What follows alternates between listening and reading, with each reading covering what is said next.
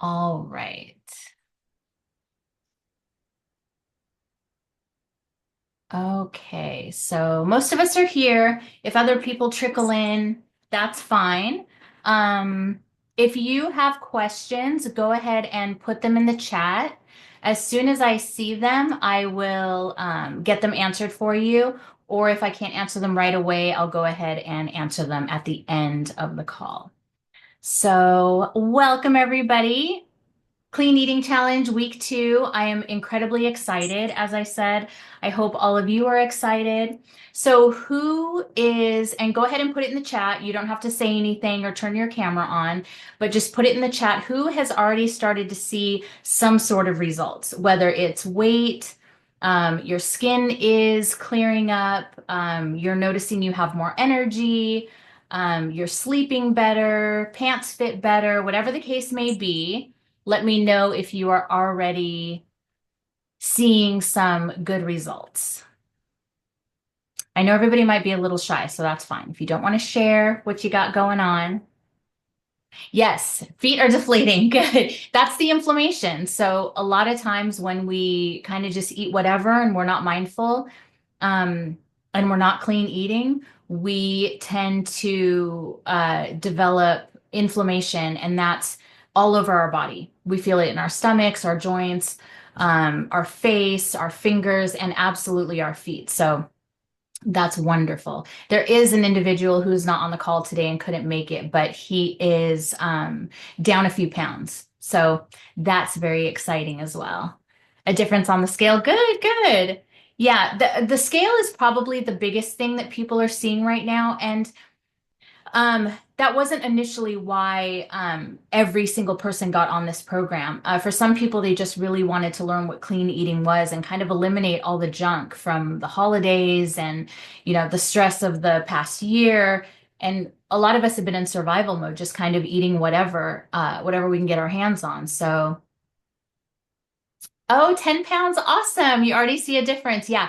It can really be huge. The other gentleman I'm speaking of lost 7 pounds. I mean, it's really, really um a big Coach difference. Jesse has a Oh, it's a big difference when you can start to feel the effects of what you're doing. And so far, everyone is doing amazing. And it's not even a matter of getting those results. So if you're somebody who's on it and you haven't seen weight loss, that wasn't initially the goal. The goal is to help you eat better, create better habits, and feel good, have more energy, sleep better, things like that. And this is still just the first week. So those things will happen. And if they aren't necessarily, just be patient. Um, and remember that it absolutely will happen for you. And as long as you see some result, any result, even if it's just you have a little bit more energy when you wake up, that makes all the difference. So even just that is a huge victory. Okay, so this week, for week 2, our 2 challenges for the week are hydration is the first one, and then the other one is a balanced plate. So in your guide, you have the information of what exactly those are, but I want to talk a little bit about them because your guide is really a brief understanding of those things and just how to incorporate them into the next week. So, with hydration, I did notice everybody is getting their water in, some people more than others. If you're not used to drinking water, then it's understandable that it's going to be a challenge to get in the 64 ounces every day. So, I said this last week, but I'll say it again for anybody that's new on the call. It is okay to work your way up to that 64 ounces, but you want to always be working towards it. 64 is ideal, and hydration is so incredibly important. Um, Not only because sometimes we mistake our thirst for hunger and we think we're hungry and we tend to overeat and snack when our body was not hungry, our body was just craving hydration. So, things like having a water bottle with you at all times is really, really helpful. Um, it doesn't necessarily need to be one of the giant ones, but what's great about the big ones is if you have a 64-ounce jug of water or a 2-liter jug, that tells you what you need. So you know if you need this much for the rest of the day, you know if you need that much for the rest of the day. And if you get more, great. If you get less, that's all right. But at least it gives you a visual of how much you've drank for the day. So I really encourage, being aware of what you're drinking and not just drinking glass after glass without awareness. Um, because it is really important that you know what you're getting so you keep working up to that 64 ounces. But hydration, so when you're dehydrated, you're in a fluid deficiency, and that can cause headaches. It can cause damage to your organs. Everything in our body that helps our body work and move, including our brain helping us think and create memories and remember things, all come from hydration. And water surrounds every part of our body. So if any part of your body is not getting enough hydration, you're going to start to feel the effects. And a lot of people don't know. We don't know that when we're fatigued, that it's dehydration. We just think, oh, we're exhausted. Oh, I didn't get enough sleep last night. Well, I'm usually very tired in the afternoons. No, that's absolutely not normal. So always, always ask yourself if you've had enough water. The other thing with water is electrolytes. So when we drink a lot of water, especially if you're new to drinking, you've never gotten this much water before, we tend to flush the nutrients and the minerals out of our body. So it's important that we sustain some of that. We sustain some of that sodium, and we're not flushing all the electrolytes out of our body.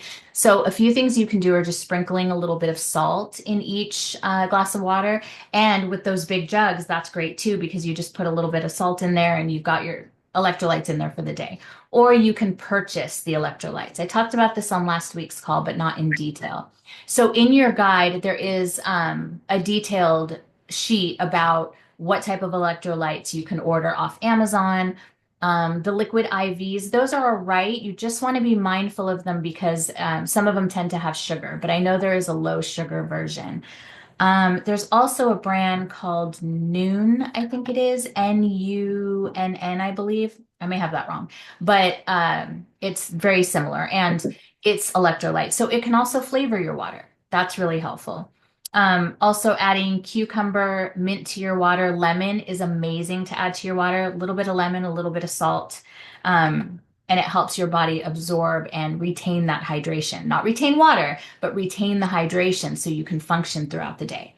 Your body can function, your brain can function, and you're not having any of the adverse effects.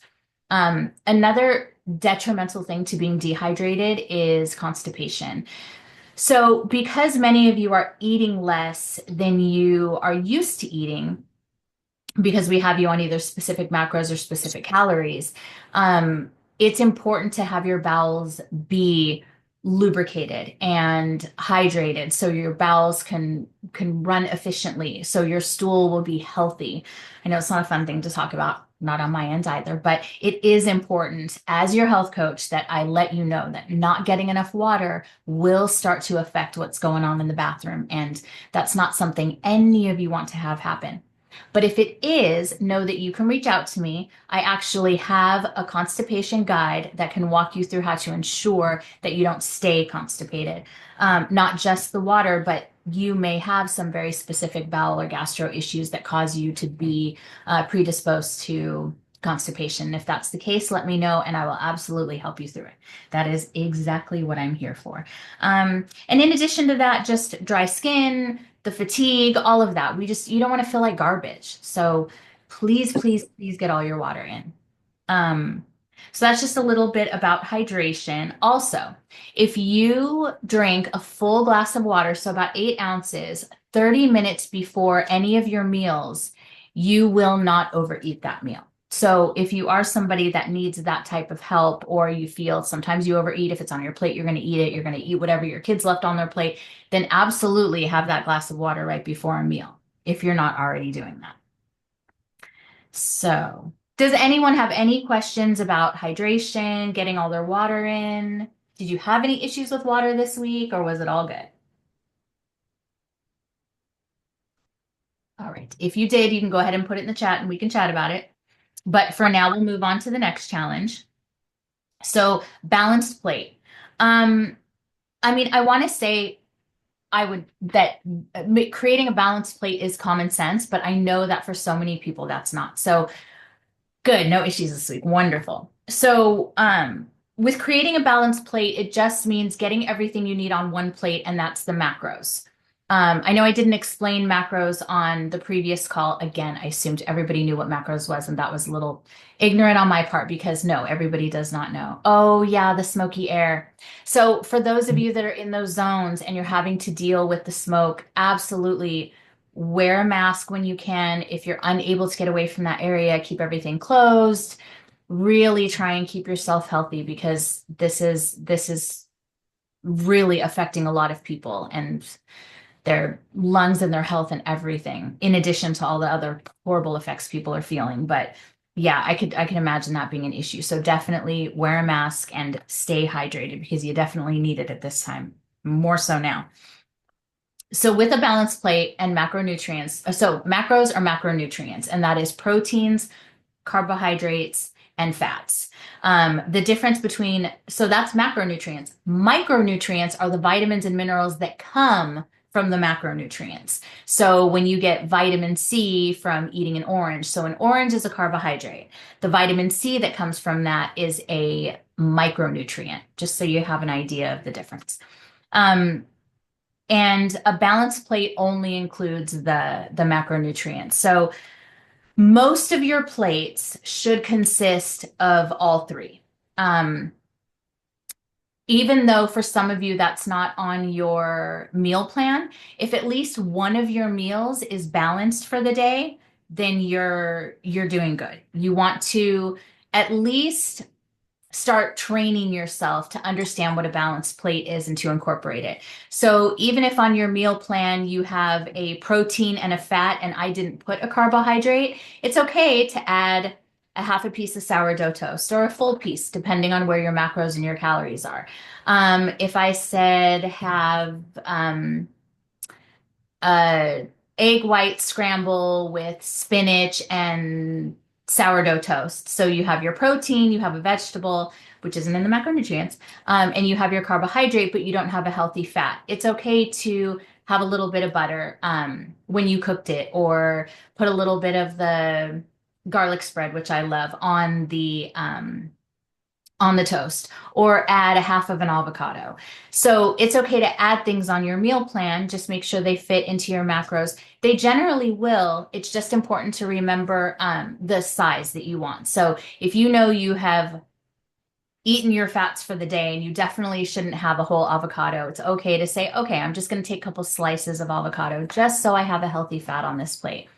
And it's not so much even for you to actually get the macros. Right now, it's just an understanding of how to build a plate with those macros. This week, I'm going to send everybody a macronutrient guide just so you can get an idea and a detailed description of what they all are. And that's what you're going to build your plate around. So I really want everyone to get into the habit of understanding what they are and incorporating them into all your plates. Because generally, what we think is, oh, carbohydrates are pasta, potatoes, rice, bread. That's carbohydrates. But fruit is a carbohydrate as well. Um, some vegetables are actually really high in carbohydrates, but they have so much fiber that we don't realize. So we don't generally realize, oh my gosh, I had so many carbs, but it's because you had a giant bowl of broccoli. And I would never tell you you had too many carbs if you had a lot of broccoli, just putting that out there. But um, ideally, this is why doing your logging your food is going to help you understand the proteins, the fats, and the carbohydrates because we really are. It's just not something we know. That's not something we're 100% aware of that our foods are made up of. So that is really important. And also a smoothie. So protein powder, protein shakes, good fats like avocado, cottage cheese. Nuts and seeds, walnuts are really great in certain salad dressings and in a smoothie too because it blends all up and you just have that nutty flavor. And the yes, I have. Surprised it was high carb count. Yeah, I know it can be surprising and it's kind of jarring to see, but the lowest carb fruits are generally berries. Those are usually, and that's why I really encourage berries, not only because they're low in carbs, but because they're loaded with vitamins and minerals and antioxidants. And this helps protect everything, your cells, your skin, all from free radicals, all the toxins that we're getting every day. Um, externally on our skin and internally to our organs. These are the things you want to fight. And we don't eat enough antioxidant foods generally. Right now, y'all are eating a lot of antioxidant foods because you're clean eating. But the majority of the masses does not eat enough, does not incorporate enough antioxidants into their diet. So I always recommend strawberries, blueberries, blackberries, um, raspberries even are all the best forms of fruit. But bananas are still wonderful. Citrus is wonderful. Apples are great. There's a lot of fruits that are a little scary that they're high carb, but fruit is a natural sugar, so don't be as scared of it as you may have been trained to be. Yeah, absolutely. Same here. I low-key enjoy looking at random foods on Carb Manager to see the nutritional facts. Yeah, that's really important. So if you know you're going to go to the grocery store and you're trying to think of new vegetables to incorporate, add them into the Carb Manager and just see what they are, where they fit in your macros. Not saying you can't have those, but saying, okay, so I my carbs were really high today, so tomorrow is when I'll go ahead and have the banana, the banana protein pancakes or whatever it is you're making. Um, it is important to know what each is, but fruit is so imperative to a healthy, balanced diet. That it's so important you incorporate fruit. So, but just like the vegetables from last week, I encourage you to incorporate fruits that you maybe you've never tried before or you don't incorporate. So, I was never a big kiwi person. Just a little story. Never a kiwi person. If it was around, I would never cut it and eat it myself, but if it was in a fruit bowl I was sharing with my husband, I'd take a couple of bites and I was like, okay, well, it's sweet, it's all right. I don't know what it is now. Excuse me. And I don't know if it's me changing my ways of eating over the years, but I am obsessed with kiwi. It is so good.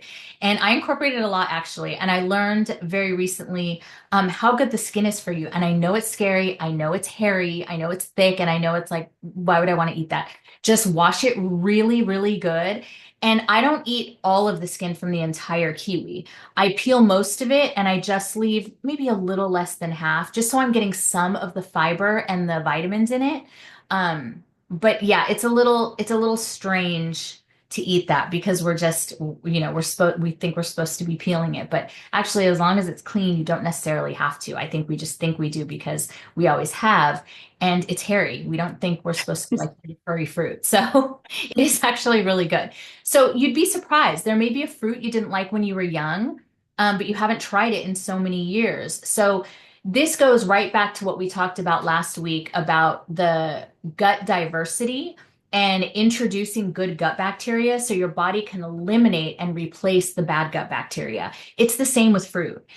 It, a variety of fruits are so good for different antioxidants, vitamins, minerals, and your immune system. So many, especially kiwi and orange, all have such high levels of vitamin C that's so great for your immune system. And this is the season everybody's getting sick. All through December and the beginning of January, so many of my clients, friends, family members, everybody was sick. This is probably my third year not getting sick with everybody, and I know it's attributed to what I eat. I know it is.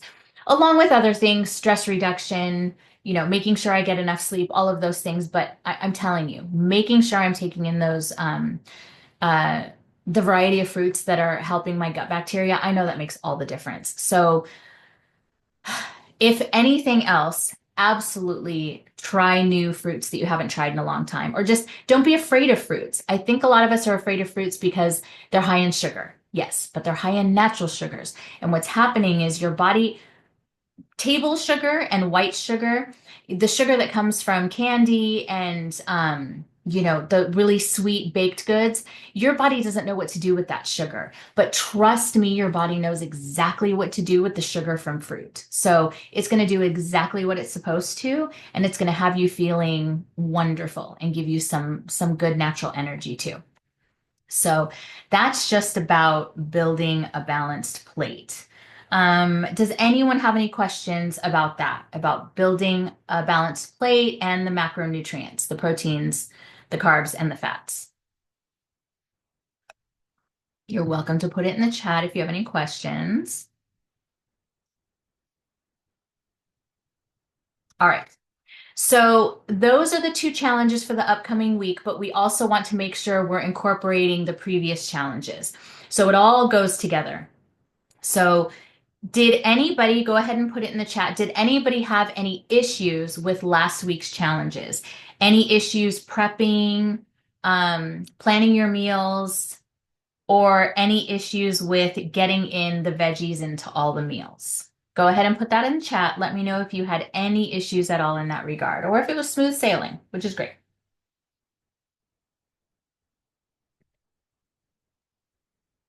Willpower wasn't fun for me. Yes, it can be hard. This is a whole nother way of eating, a whole nother way of eating.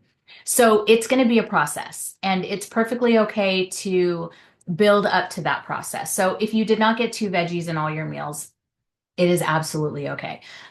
You're learning. Didn't really eat fruit, and that's okay. If you didn't incorporate fruit, that's absolutely okay. I do want you to try to start. If you are somebody who cannot eat fruit, if there are any medical issues where you cannot have too much fruit, that's completely understandable. Or if you're just not a fruit person, I will encourage you to find the fruits you do enjoy and just stick to those if you have to. I do have clients, some of them only eat apples. It's fine. Although it is beneficial for you, it's not like you have to eat it or you're going to die. It's just so beneficial. I still need sweet. I ate dark chocolate and a chocolate protein bar. The sweet can be difficult. I know that the sweet cravings come about, and for some people, they come a lot stronger than others. That's also another great reason for the fruit because I know that sounds so arbitrary. You know, we get told when we're young, oh, don't grab candy, grab fruit. And we're like, that is not the same damn thing. It is not the same thing. But it will start to feel like the same thing because what you're doing is changing everything, not just your microbiome in your gut and the bacteria that's in there that determines everything we crave. But at the same time, you're changing those cravings. You're also when we have those cravings, so generally when you crave chocolate, your body is craving something. It's really not craving chocolate, but it's getting to the bottom of what it is craving. So I wouldn't say those are things you have to cut out completely. I would say to start being mindful of them. So there are sugar-free chocolate brands that I promise you taste like chocolate. I will be honest with you. I was on the phone with a client today and he's been craving chips, and I told him about the Quest protein chips. I said, I'm not going to lie to you. They do not taste like Doritos. They are thinner and they crumble as soon as you put them in your mouth, but they help the craving while you're working towards your goal. So I'm not going to lie to you about the chocolate either. It does taste like freaking chocolate. And it melts like chocolate. So there's two brands that I swear by. One is called Chalk Zero, and the other is called Lily's. They're delicious. They melt beautifully.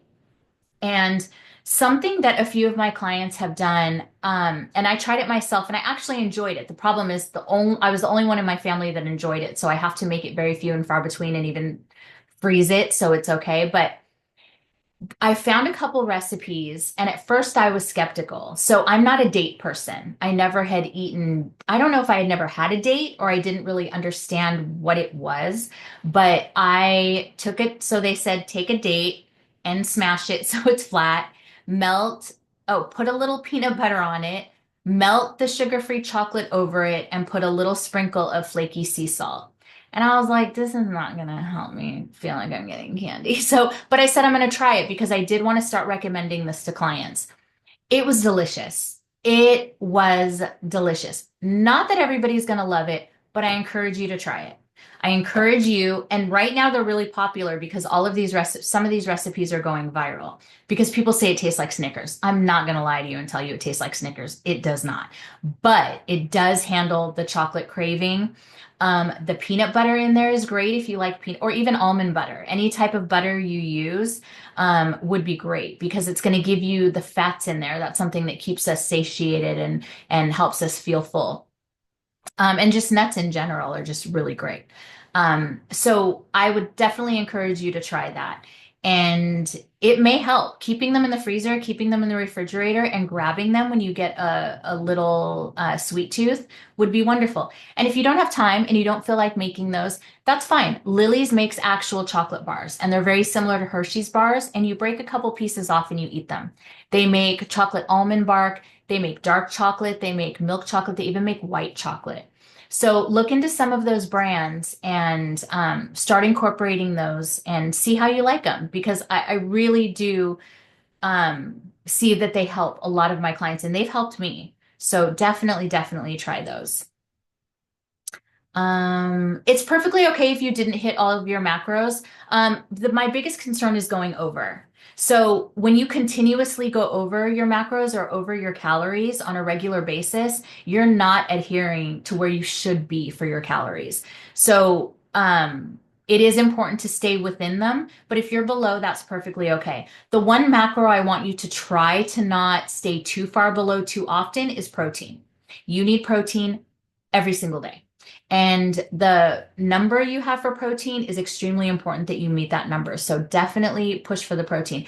And if you're struggling, reach out to me because I have solutions to try and bulk up your protein and incorporate more. So it is perfectly okay. I was hungry after meals, but this lessened a bit towards the end of the week. Oh, good. Yeah, I mean, hunger is going to fluctuate. But that's also why it's important to be balanced with your meals and try and eat them at the times you should be eating them. So ideally with breakfast, if you're a breakfast eater, you want to have it within an hour of waking up. If you're not a breakfast eater and that's where your fast goes and you just go into lunch, that's perfectly okay.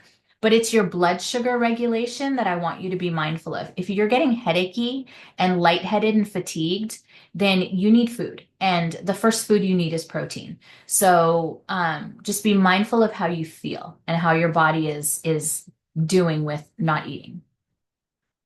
Cravings are understandable. So let me know what you did have cravings for, and we will figure out what deficiency is causing that craving and see how we can get you to uh, satisfy that craving. It could also be so if you're continuously below your macros and your calories, that could be why you're having cravings. So I would say my first suggestion would be to try harder to hit those macros. And if it's just a matter of not knowing what good fats to incorporate because you can't meet that fat number, let me know because you'd be surprised at how little things like making your own salad dressing with olive oil can bring your fat up.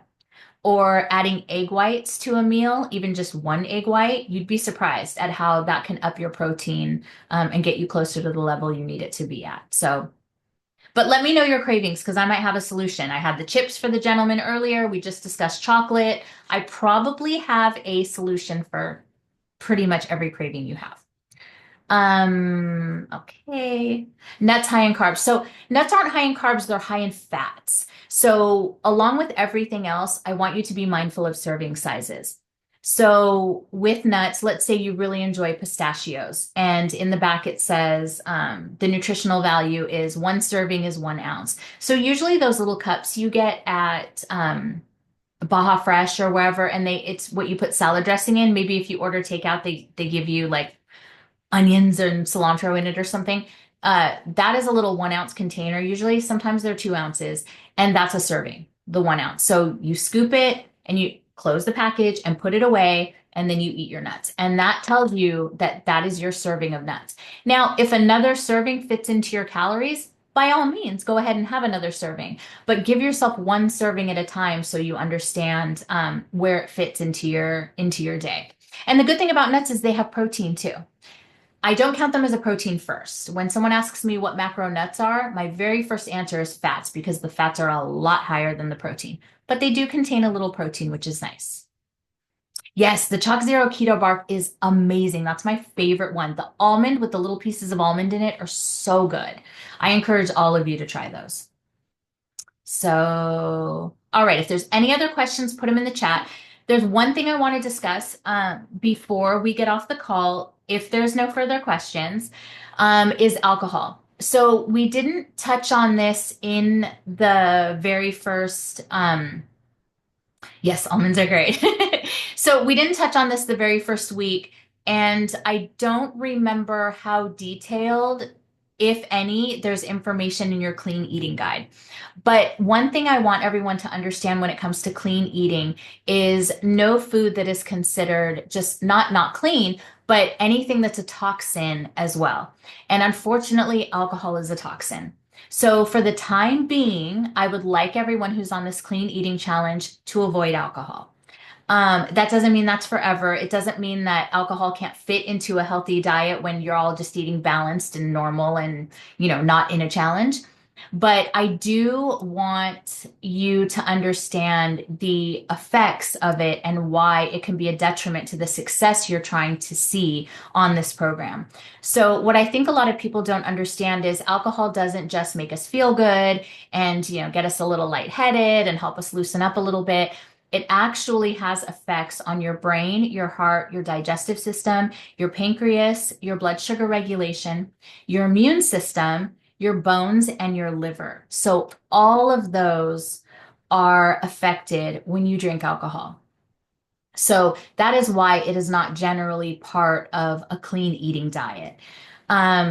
So because alcohol slows your nervous system down, it makes it harder to, that's what loosens us up. It's, a little more difficult to speak depending on how much we've had, but it really affects the brain in a negative way that um, it's difficult to come for your body to come back from that. Yes, we sober up, we get rid of the hangover if we have one.